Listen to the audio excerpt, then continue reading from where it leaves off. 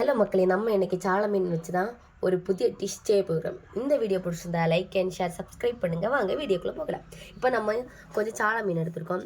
இதை நல்லா செவிலெல்லாம் எடுத்து வாழையும் எடுத்து நல்லா நீட்டாக கழுவி எடுக்கணும்.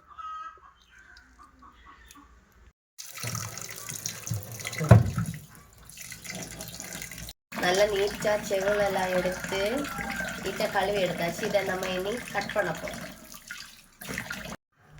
இந்த மாதிரி வாழை ஃபஸ்ட்டு கட் பண்ணி, நாங்கள் வாழை எடுக்க மாட்டோம், அதனால் கட் பண்ணி வேஸ்ட்டுக்கு போடுவோம். அடுத்து இந்த மீனை ரெண்டாக கட் பண்ணியிருக்கோம்.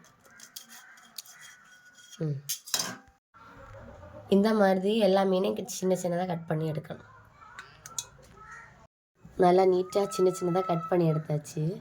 இதை இனி நம்ம நல்லா நீட்டாக கழுவி குழம்பு வைக்க போகிறோம்.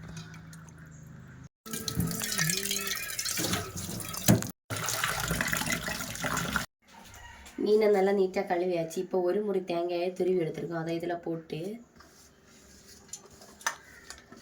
கொஞ்சம் இஞ்சியும் வெளுத்துள்ளியும் எடுத்து அதை சின்ன சின்னதாக கழுவி கட் பண்ணி வச்சுருக்கோம். அதையும் போட்டு கொஞ்சம் தக்காளியை போட்டு தேவையான அளவு ஜீரகம் போடணும். போட்டுட்டு தேவையான அளவு மிளகா போட்டு தேவையான அளவு மஞ்சள் பொடி போடணும். அடுத்து தேவையான அளவு மல்லிப்பொடி போடணும். போட்டுட்டு ஜாரை மூடி அரைக்க விடணும். தேவையான அளவு தண்ணி ஊற்றி ஜாரை மூடி அரைக்க போகிறோம். இப்போ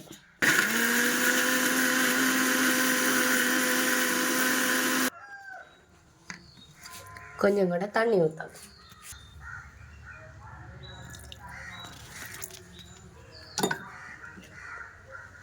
தண்ணி ஊற்றி மூடி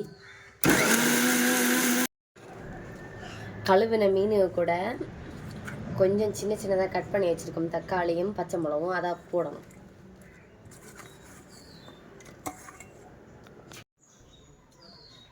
அடுத்து அரைச்சி வச்ச அரைப்பை அதில் போடணும். அரைச்சி வச்ச அரைப்பை போட்டு கரைச்சி வச்ச புளியை இதில் ஊற்றி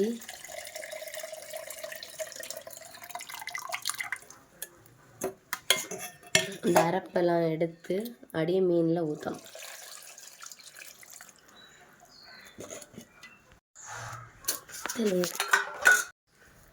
தேவையான அளவு உப்பு போட்டு நல்லா கிளறி வச்சணும்.